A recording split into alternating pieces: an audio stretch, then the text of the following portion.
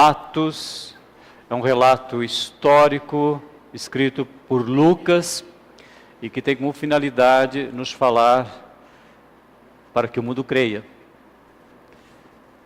O mundo creia em Jesus, creia em Deus através de Jesus, porque só nele há poder, só nele há perdão.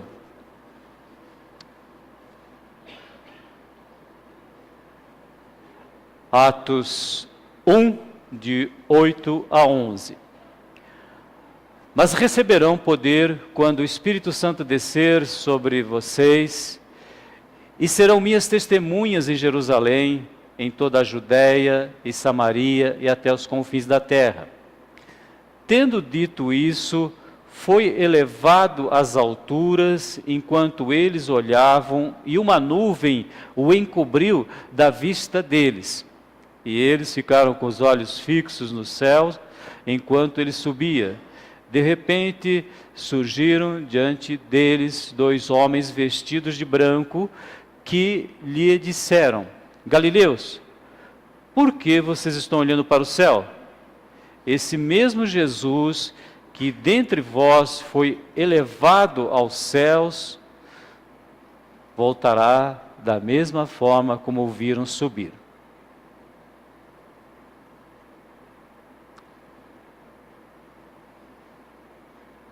Poder,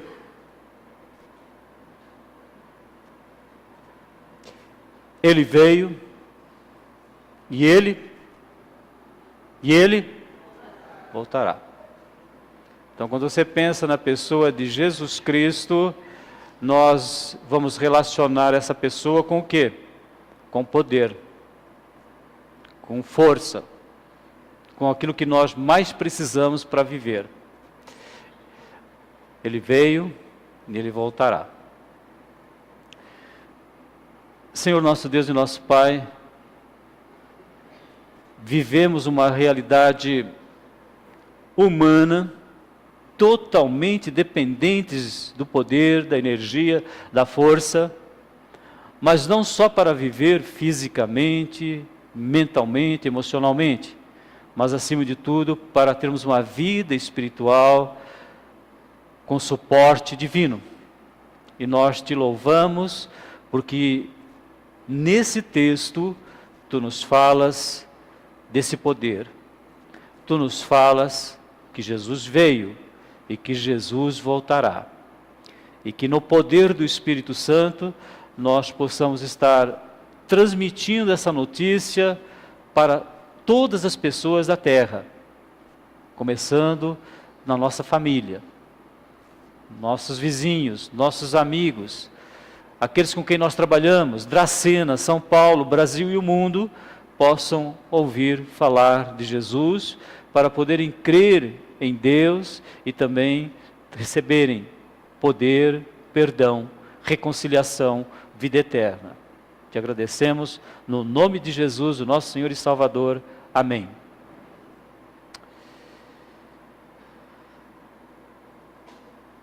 O momento histórico que nós estamos vivenciando era um momento decisivo.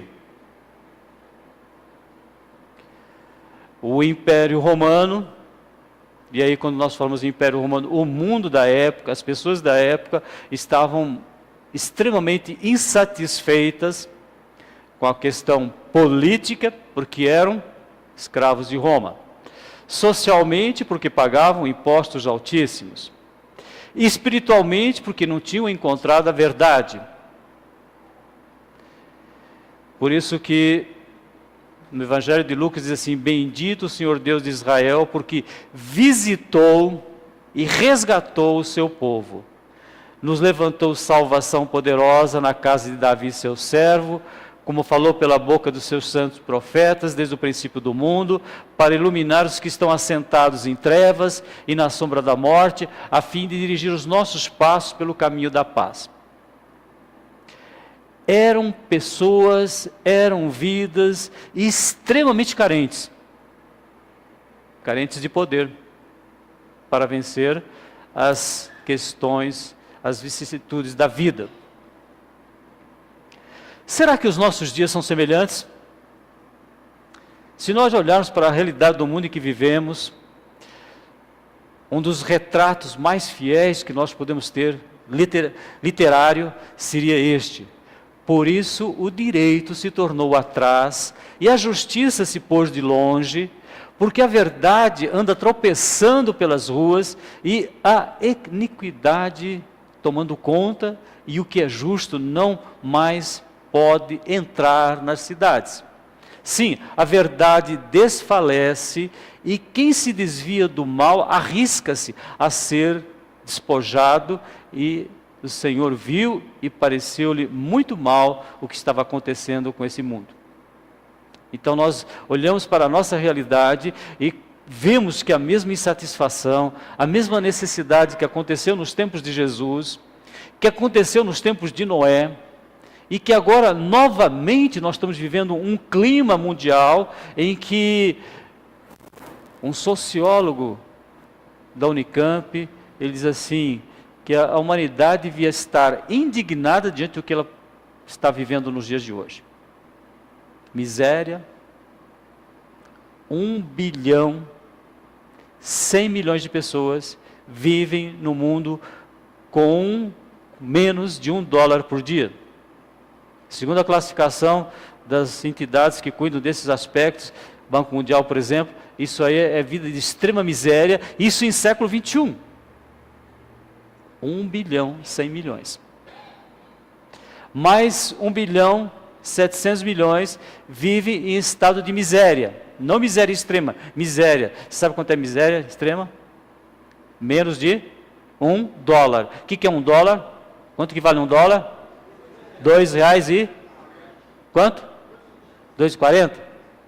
Você já imaginou você viver com 2,40 por dia? Você comprar pão, você pagar o teu aluguel. 1 bilhão de pessoas vivem desse jeito. 1 bilhão e 100 milhões. Então, nós vemos que o mundo precisa de uma intervenção de Deus, por isso que nós comentamos com vocês, que nós estamos vivendo dias semelhantes aos dias em que o Império Romano estava já entrando em decadência, e que a multidão das pessoas que estavam debaixo do poder do Império Romano estavam extremamente decepcionadas. Hoje nós temos multidões de pessoas decepcionadas. 1 bilhão e 700 milhões vivem com menos de $2. Então, R$5 por dia.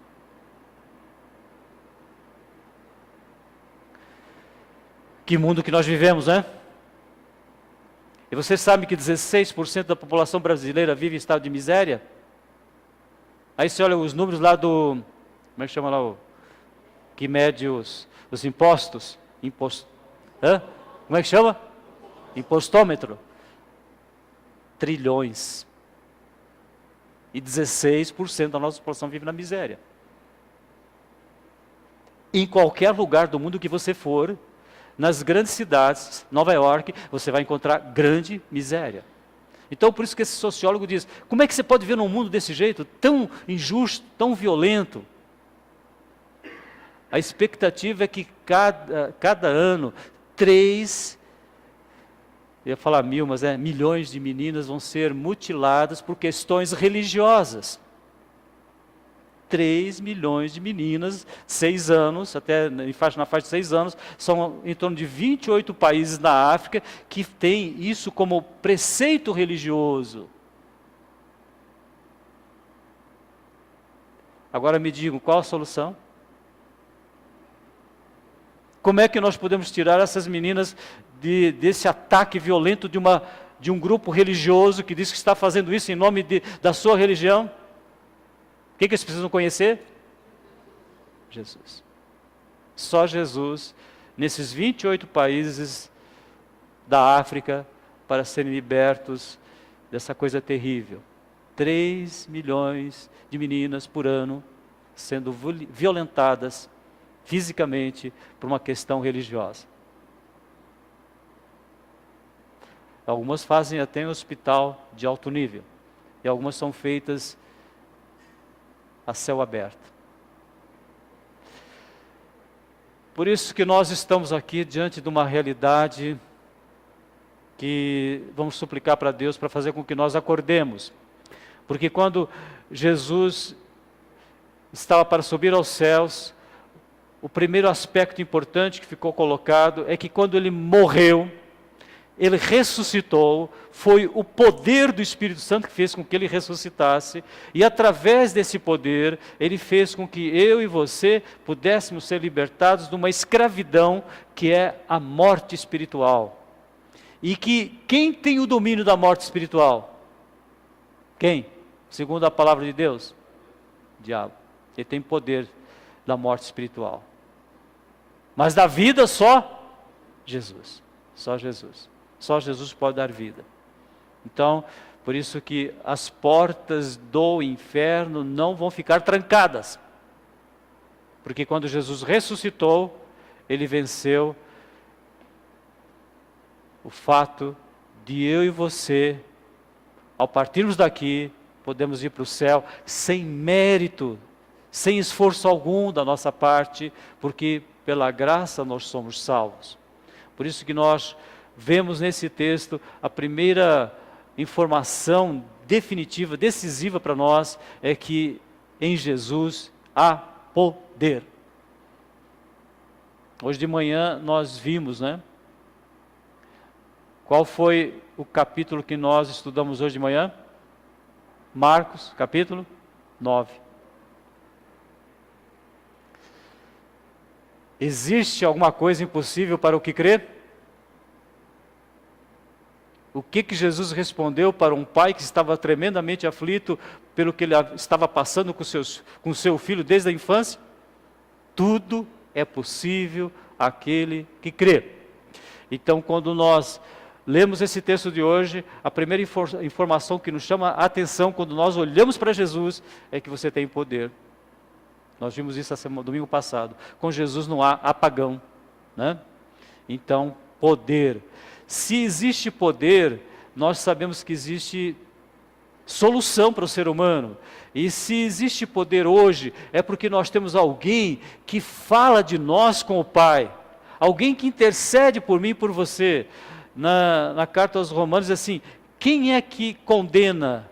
Pois é Cristo quem morreu, ou antes quem ressuscitou dentre os mortos, o qual está à direita de Deus, e também o que? Intercede por nós. Eu posso dizer que eu tenho poder, não porque existe um poder inerente em mim, mas eu posso dizer que tem poder porque tem alguém que intercede por mim lá no céu, e que está no meu coração, porque o Senhor está em todos os cantos, que é Jesus. Então você precisa de poder, você precisa de energia, então recebereis o poder do Espírito Santo. Por isso que nesta noite nós poderíamos chamar esse texto a visita do Altíssimo. A visita do Altíssimo. Todo ser humano tem a oportunidade de receber a visita do Altíssimo. Nós já recebemos a visita de Jesus. Nós já recebemos a visita do Espírito Santo. Então nós estamos plenamente preenchidos, não há nada que nos faça pensar que não vamos conseguir, porque tudo é possível àquele que crer. O apóstolo Paulo, que viveu essa necessidade, ele confiava muito nele, ele achava que ele era capaz de, através do esforço pessoal dele, através das suas atitudes religiosas, através da sua honestidade, através do seu respeito pela família, do cumprimento das tradições, ele falava: eu sou um cara bom. Mas quando ele conheceu Jesus, ele viu que tudo aquilo que ele sabia podia ser considerado como se fosse esterco. Então, por isso que ele diz que em Cristo Jesus, você e eu temos o poder de Deus na nossa vida. Ele ressuscitou, o Espírito Santo ressuscitou Jesus para que a gente pudesse vencer um mundo que nos causa indignação se nós não estivermos pensando na pessoa de Jesus Cristo. Jesus veio, amém, né? Ele veio para nos trazer a paz. Quando a palavra de Deus fala do nascimento de Jesus, ele diz assim, que quando no mesmo instante apareceu com um anjo uma multidão dos exércitos celestiais, louvando a Deus e dizendo: glória a Deus nas alturas, paz na terra, boa vontade para com os seres humanos. Agora, os anjos estão nos dizendo, fiquem tranquilos, porque Jesus voltará. Então agora nós podemos ter a certeza de que recebemos o quê? A paz. Estamos reconciliados com Deus. Temos paz.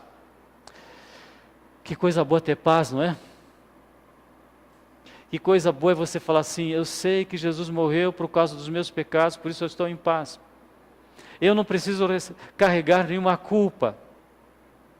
Eu sei que eu sou uma pessoa que precisa dele todos os dias, a todo momento. Como é bom você saber que Jesus disse, a minha paz vos dou. Não é a paz que o mundo quer dar para nós. Não é a paz que a Rede Globo quer fazer com que você tenha. Não é a paz que você vai acessar através da internet. Não é a paz que você vai ter depois de você comprar alguma coisa que você está muito desejoso de ter. Mas é uma paz que preenche o nosso coração, faz com que você possa sentir tranquilidade para vencer a realidade deste mundo. Jesus disse assim, deixo-vos a paz, a minha paz vos dou, não vou lá dou como o mundo a dá, não se entristeça o vosso coração, nem se atemorize. A paz de Deus faz com que eu não sinta medo. Tenho-vos dito isso para que em mim tenhais paz. No mundo, quantas lutas, né? No seu dia a dia, na escola, no trabalho, no relacionamento com as pessoas, no casamento, na família, quantas coisas nos preocupam, sem pensar nesse mundo cruel que nós vivemos, que mutila crianças, que deixa 1 bilhão de pessoas passando fome. Quanta questão para nós pensarmos, não é? Porque Ele é a nossa paz, Ele faz com que a parede, o muro que separa os seres humanos, seja desfeita, seja destruída. Então, você está aqui nesta noite para dizer assim, eu quero viver a paz de Cristo.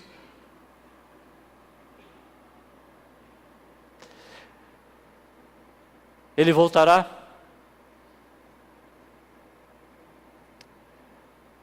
Quando nós pensamos na volta de Jesus, sem dúvida, o primeiro aspecto que você vai pensar é que, enquanto Ele não volta, nós temos o quê? Uma missão, uma responsabilidade. Hoje de manhã nós comentávamos que uma das instituições que faz a tradução da Bíblia para povos que nunca ouviram falar de Jesus, aí você tem mais de quase 150 tribos indígenas que estão nessa situação no Brasil. Nenhuma tribo indígena tem ainda toda a Bíblia traduzida. E como é possível ter fé? A fé vem pelo ouvir. A fé verdadeira vem pelo ouvir. Então, essa instituição, ela fez um estudo, e se nós continuarmos no ritmo que nós estamos vivendo hoje de tradução da Bíblia, as pessoas responsáveis por essa tarefa, realizando essa tarefa todos os dias, a Bíblia vai ser traduzida para todos os povos no ano até 2150. Agora, vocês lembram de manhã o que eu falei para vocês? Se houver mais pessoas responsáveis que queiram aceitar a missão, quando que a Bíblia vai ser traduzida para todos os povos? 2025. Como eu disse de manhã, estamos às portas. Será que vocês têm dúvida que na hora que a Bíblia for traduzida para todos os povos, nós estamos próximos do momento em que Jesus voltará? Aí você pode dizer, mas que conversa é essa? Era assim que falavam as pessoas do tempo de Noé. Que conversa é essa, dizer que o mundo vai acabar num dilúvio? Acabou? Acabou. Foram 120 anos que Noé levou para construir a arca. Então, foram 120 anos pregando, anunciando que nosso Deus estava muito triste com a humanidade. Vocês acham que Deus está contente com essa situação do mundo? Seja sincero. Você está contente? de saber que quase 3 bilhões de pessoas na Terra vivem sem saber o que vão comer e passam o dia todo sem comer? Vocês ficam alegres com isso, uma coisa dessa? Vocês ficam indiferentes quando a gente vê uma situação dessas? E com a única solução. Qual a única solução? Só Jesus. Em todas as culturas que tinham esses procedimentos, quando Jesus entrou, mudou. Nós tivemos um missionário que trabalhou na Guiné-Bissau. Pastor Joido, médico. Guiné-Bissau mudou. Que tinha esse procedimento. Então, quando nós vemos a tremenda tarefa que temos pela frente, é motivo de nós dizermos assim, como é que nós podemos ficar indiferentes para uma realidade tão cruel, e como é que nós não vamos dizer assim, eu quero que a Bíblia seja traduzida até 2025, e não há a menor dúvida de que quando a Bíblia for traduzida para todos os povos, nós estaremos chegando próximo do dia em que Jesus voltará.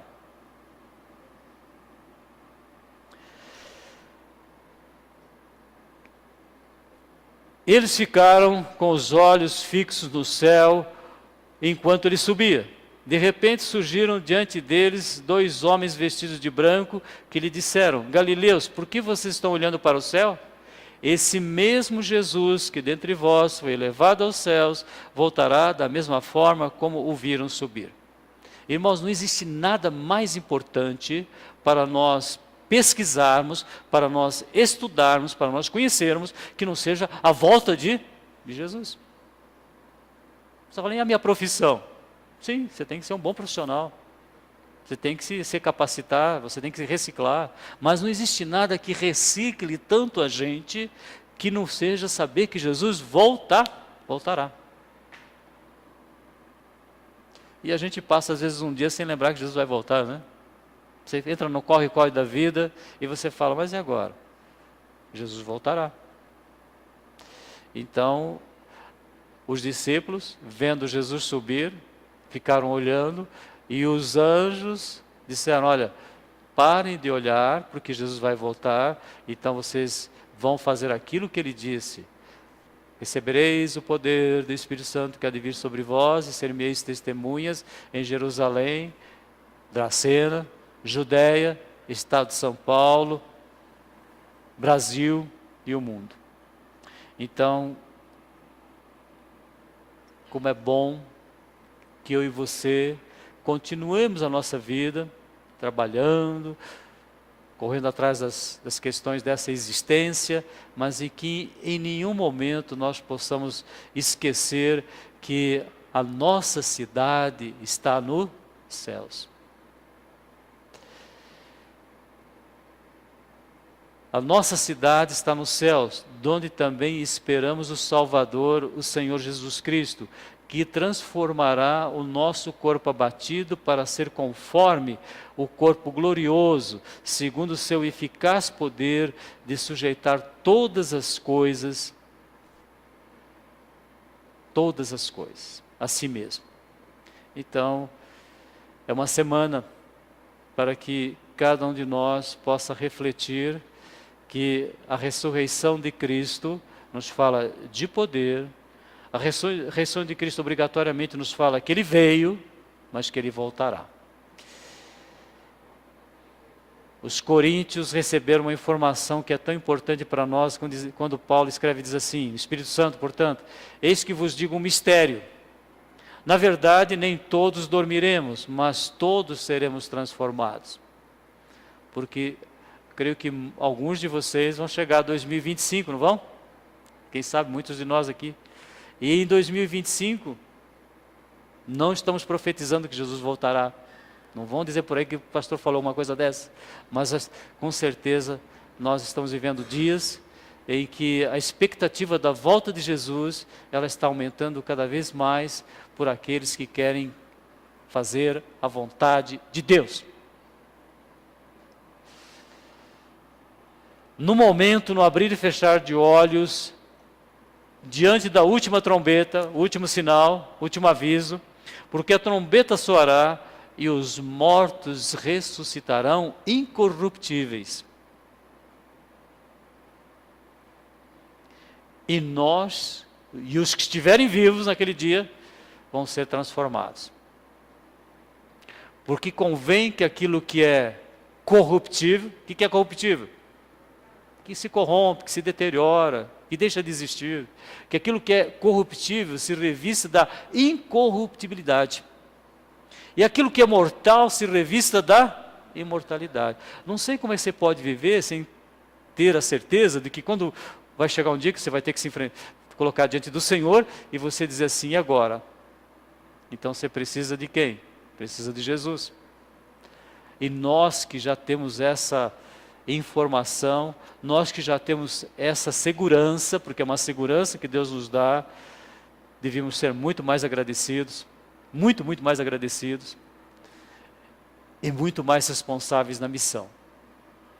E nós temos insistido com vocês que a missão começa como? Como é que começa a nossa missão?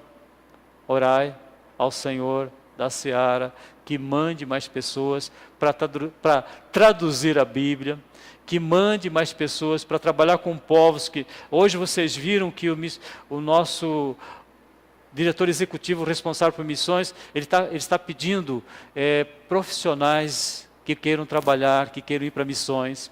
Ele está pedindo pessoas que trabalham com esporte, porque existem lugares no mundo que nenhum missionário, nenhum comunicador de Jesus, ele só entra se ele for um jogador de futebol, se ele for um treinador, se ele falar assim, olha, eu jogo futebol e jogo relativamente bem, para eles é muito bem, para nós aqui não serve talvez para nenhum time, mas para lá serve. O que acontece? Pode entrar aqui. Tem países árabes que você só consegue o passaporte se você for com o passaporte de alguém que vai lá para ser o quê? Um jogador de futebol. Um treinador, por exemplo. Então, vocês viram? Todo mundo assistiu? Estão precisando de profissionais que peguem, por exemplo, um mês. Nós temos um projeto chamado Projeto Radical. O que é o Projeto Radical? Um projeto de pessoas que trabalham pouco tempo, e geralmente jovens, né? Que falam assim, agora eu quero ficar 2 anos trabalhando para Jesus. Irmãos, não existe experiência que faça mudar tanto a vida do ser humano, que dê tanto significado à sua existência, significado para glorificar a Deus, para você viver bem com você e com o seu próximo, com a sua família, que não seja você participar de um projeto radical. Nós temos projeto radical agora na Europa. A Europa é um dos países que mais precisa ouvir falar de Jesus. Projeto radical na Ásia, projeto radical na África. A miséria tem melhorado em certos aspectos na Ásia, que é um dos lugares em que existe mais miséria, mas só que na África a miséria está crescendo. Como é que pode? Século XXI e cada vez a miséria crescendo mais. Atingia 41% da população, já está em 44% e diz que está crescendo. Falta de Jesus. Porque onde Jesus toma conta da vida das pessoas, onde Jesus orienta as pessoas não brigam. Por que árabes e judeus, né, estão brigando constantemente? O que falta para um árabe e para o judeu viver em paz? O que falta? Jesus. Por que no Brasil, um país que se fala muito em Cristo, eles conseguem viver, nós comentamos de manhã hoje, né? Como é que eles conseguem viver com uma certa harmonia lá na 25 de março? Judeu de um lado, árabe do outro. Por quê? Porque nosso país se fala de Jesus. Agora, se falar de Jesus é bom, imagina ter Jesus no coração. Vocês sabem que na 25 de março, tem uma lojinha daqui, né? As lojinhas pagam 20 mil reais de aluguel, né? Uma lojinha. Eu acho que o aluguel mais barato que tem lá deve ser 20 mil, que daí para cima. Uma lojinha do lado, um judeu. Uma lojinha do lado, árabe. E tudo bem, tudo bom. Quem que faz isso? Porque o Brasil é um país em que se fala de Jesus. Você já pensou se em Dracena 15 mil pessoas tivessem Jesus no coração? Acabava a criminalidade, acabava a droga. Vocês sabiam? Onde Jesus predomina, mas e os outros 30 mil? Eles não vão conseguir prevalecer. Já pensou Dracena sem droga? Sem crack? Dracena sem furto de caminhonete F1000? Se pode, levar uma caminhonete F1000, esses dias. Irmãos, como é bom nós estarmos assentados aqui, e estamos assentados numa nave celestial. Todo mundo precisa saber disso, né? Não é só quem estava na escola de manhã. Qual é a nossa nave celestial? Efésios capítulo 2, nos ressuscitou com Cristo, nos deu uma vida para vencer a morte. Quando fala em ressurreição, não é que você não vai morrer biologicamente, mas venceu a morte, nos ressuscitou com Cristo e nos fez assentar nos lugares celestiais em Cristo. O que é isso? Nave celestial. Quem está dirigindo a nave?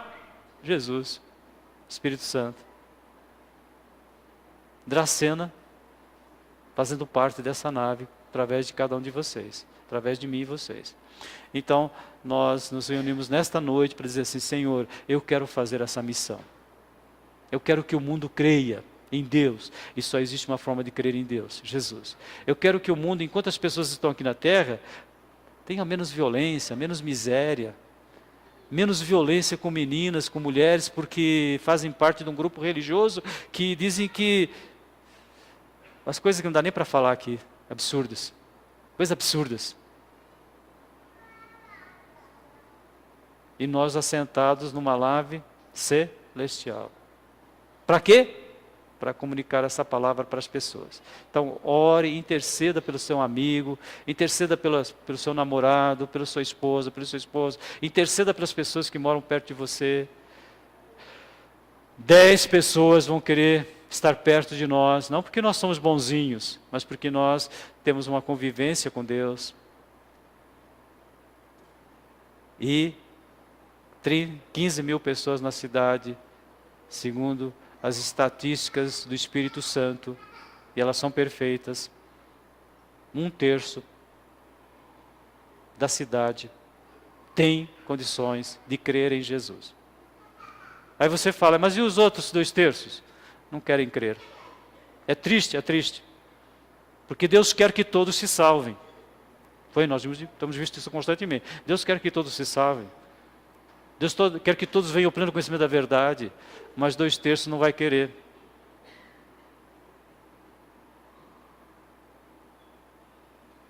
Vamos chorar pelos 15 mil?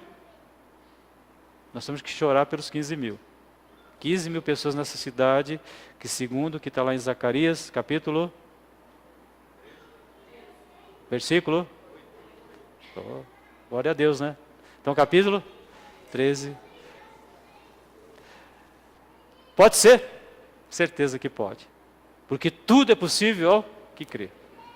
Então, essa semana, você deixa essa palavra de Deus trabalhar no seu coração, né? Ela está sendo incubada, né? O que é uma incubadeira? Você pega um vinho lá, né? Você pega duas células humanas, põe numa incubadeira e de repente tem um ser vivo lá, né? Um fetinho para poder ser implantado. Então a incubadeira de Deus é essa. Ele quer que você deixe essa ideia crescer dentro de você. Ore para que ela cresça dentro de mim. 15 mil pessoas, 70 milhões no Brasil, 2 bilhões na face da terra, para crerem em Deus, através de Jesus. Receberão o quê? Poder e perdão. Na verdade, perdão e poder juntos. Vamos orar por isso, que essa palavra que nós vimos hoje, que Jesus voltará, ela tome conta do nosso coração, da nossa vida, ela gerencia os nossos planos. Você não tem planos? Que os seus planos estejam sempre depois de você pensar que você é um servo de Deus. Ah, mas eu quero ser um profissional super capacitado. Primeiro seja um servo de Deus. Eu quero ser um cidadão exemplar. Eu quero ser um excelente filho. Seja servo de Deus primeiro. Sirva a Deus. Senhor nosso Deus e nosso Pai, te agradecemos pela tua palavra que nos fala que Jesus ressuscitou, e ao ressuscitar, Ele nos deu essa palavra: recebereis o poder do Espírito Santo, que vai visitar vocês, e vocês serão minhas testemunhas. E sabemos que essa visita já aconteceu, e é segundo o que teu próprio servo Lucas registrou. É a visita do Altíssimo.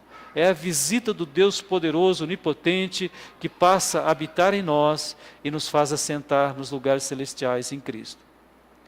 E é pela graça, pela misericórdia, que nós fomos gerados, regenerados, e é pela graça e pela misericórdia que nós queremos cumprir a missão que tu nos deixaste até que Jesus volte.